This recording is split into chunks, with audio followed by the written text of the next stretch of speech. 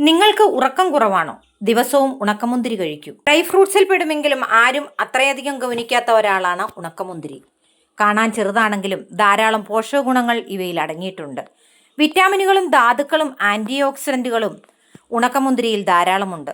1.5 cup ഉണക്കമുന്തിരിയിൽ 217 കലോറിയും 47 gram ഷുഗറും അടങ്ങിയിട്ടുണ്ട്. പുരുഷന്മാരിൽ ബീജത്തിന്റെ അളവ് വർദ്ധിപ്പിക്കാൻ ഉണക്കമുന്തിരി കഴിക്കുന്നത് നല്ലതാണെന്ന് ചില പഠനങ്ങൾ പറയുന്നു.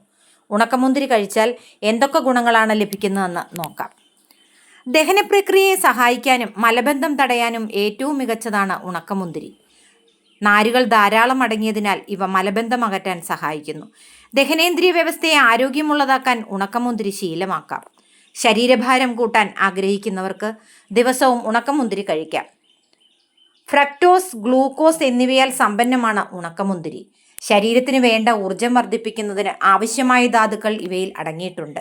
കൊളസ്ട്രോൾ കൂടാതെ ഭാരം ഉയർത്താൻ ആഗ്രഹിക്കുന്നവർക്ക് ദിവസവും ധാരാളം ഉണക്കമുന്തിരി കഴിക്കാം.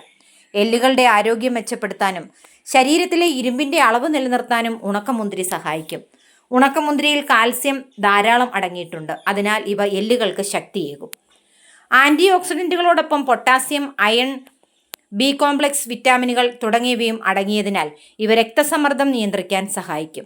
ഉണക്കമുന്തിരിയിൽ അയൺ, കോപ്പർ, ബി കോംപ്ലക്സ് വിറ്റാമിനുകൾ എന്നിവ അടങ്ങിയിട്ടുള്ളതിനാൽ പതിവായി ഇവ കഴിച്ചാൽ ഇരുമ്പിന്റെ അഭാവം അകറ്റാനും വിളർച്ച തടയാനും സാധിക്കും.